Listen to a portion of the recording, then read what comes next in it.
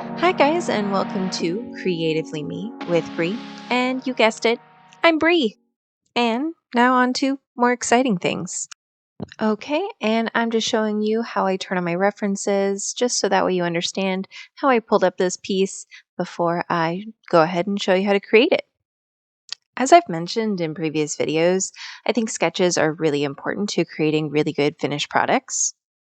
However, I will be the first to say that I don't always take my great advice. So do as I say and not as I do.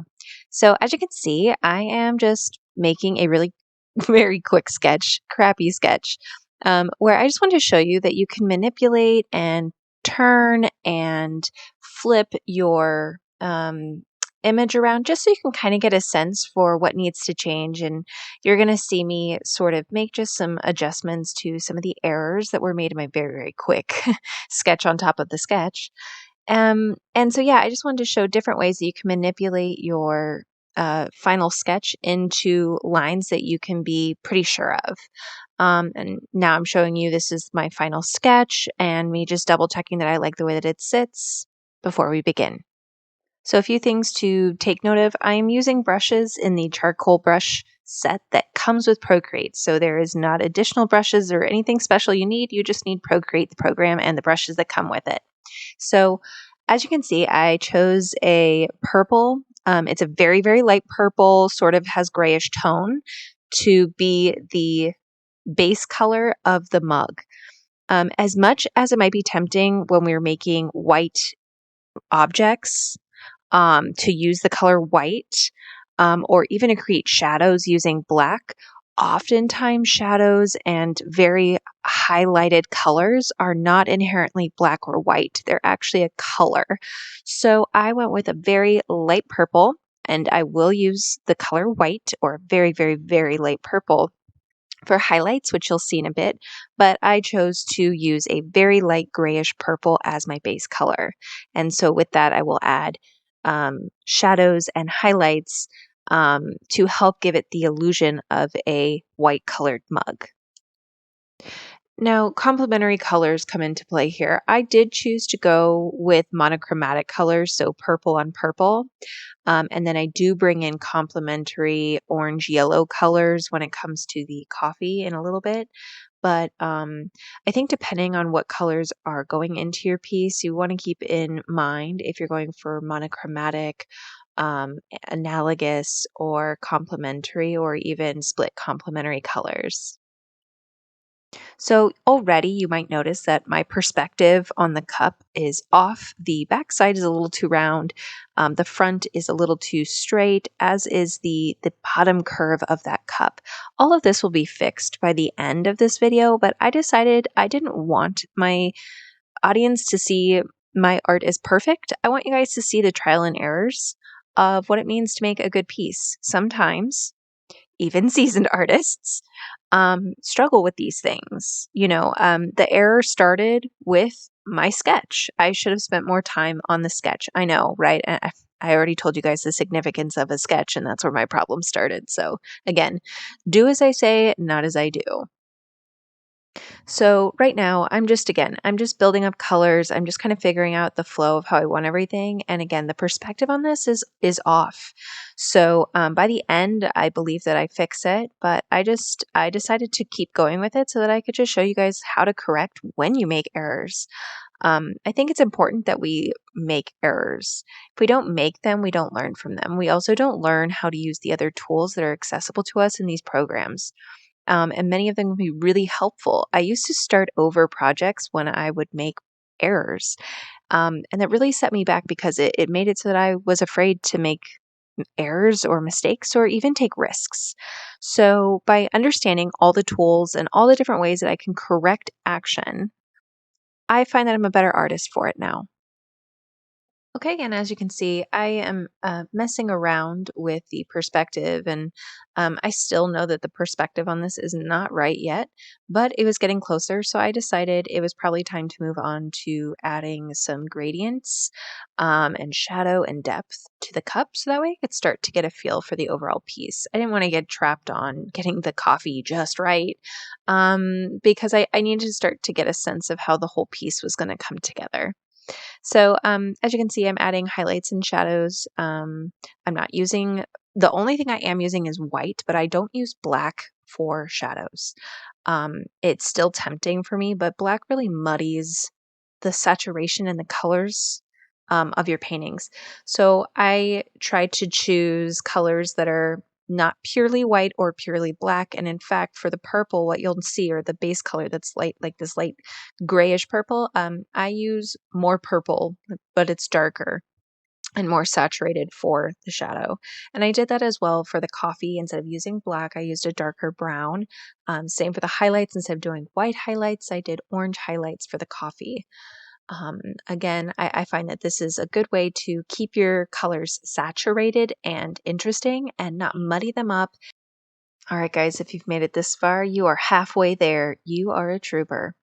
Now, you'll see that I've been making some highlights and also shadows. Just to go over again, I am using brushes from the charcoal brush set that comes with Procreate.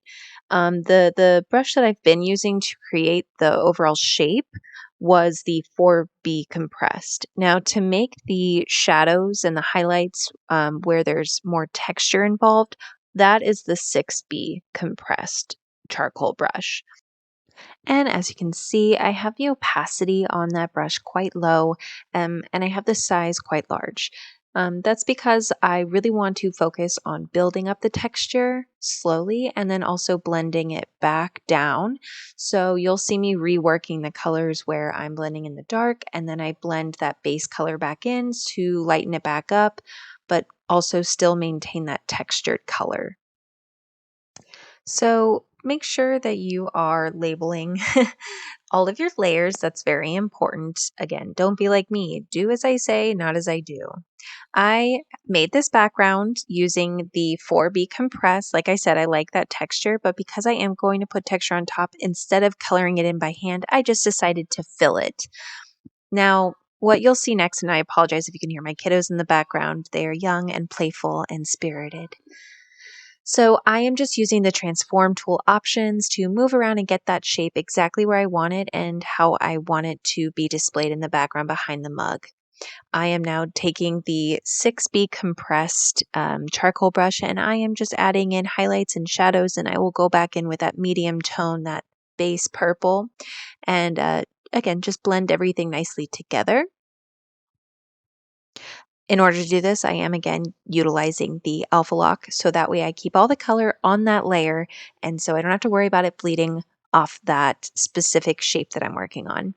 Now I am using a shadow beneath the mug, so that way it sort of sits a little bit better. Not that it needed that per se, but I like the idea of it already has this kind of 3D effect happening, so I really wanted to have it sit on this white space. I thought it looked really fun and neat. And that's just me working that shadow.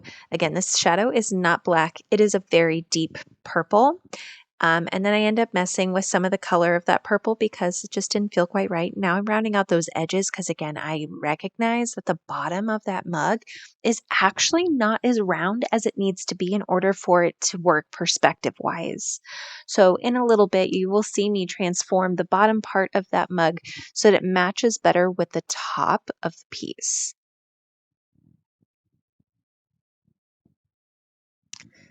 There is nothing better than awkward silence, but I have nothing to add. This is just me. Oh, actually, one thing that I will comment on, and I shared this in another piece of mine, but I think it's important to remind artists, including myself, but beginner artists for sure.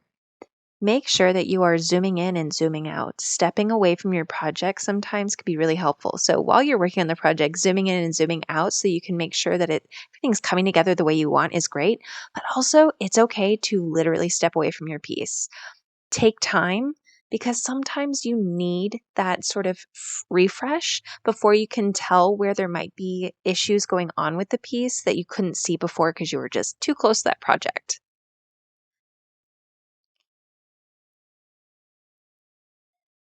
This is just me sort of rounding it out again, trying to get the correct perspective because I felt like that lip on the front side was just a little too flat and not as oval shaped as it needed to be. Here I am starting with the select tool, and then I am going in and I am using the warp tool in order to round out the bottom part of that mug. So now you can see that the perspective on this mug is coming along much nicer. It looks a lot better than it did before. I'm not saying it's perfect, just better. So again, this is another piece that I found where I just thought that the shape of the mug handle was just off. So I used the select tool, I used the warp tool, and I just made it so that I didn't feel like the handle was so lopsided and awkward. And then I added in the steamy swirls, if you will, swirly steam, oh, whatever you want to call it.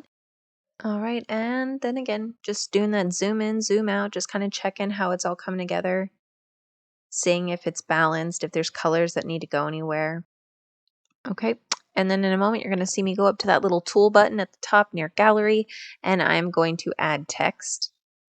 Coffee is life, and if you don't think so, I mean, I respect you. I just don't understand. But that's okay. I don't have to understand, right? Okay, pick whatever font works for you. I have this one in my font folder that I really like. I just used it because, again, I favor it. I like it. And now I realize that the perspective on the liquid inside of the coffee mug, the coffee itself, that the swirls are kind of off and they're throwing off the overall perspective. So I went in and I just fixed it, and then I, covered my tracks. I tried to make it as inconspicuous as possible. And then I just went in and touched up the areas where it was sort of obvious that I had gone in there. And I just smoothed it all out. And then in a moment, you'll be able to see how it looks. Look how much better the perspective looks from the beginning to now.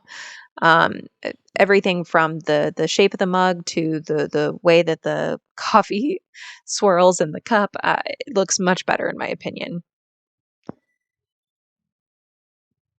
And I'm just making sure that I lighten up some areas, get that texture in there. Adding just a bit more shadow where I believe shadow is due.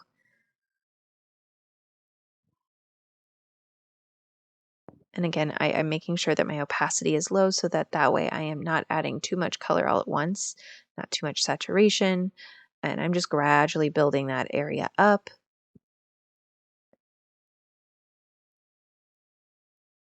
Here's the point where you see me get really impatient. So I just I do a large brush here, and then I just work it back down. And you're about to see the final product. Thank you so much for hanging out with me today. Please make sure that you subscribe, like, and hit that notification, and I'll see you guys real soon.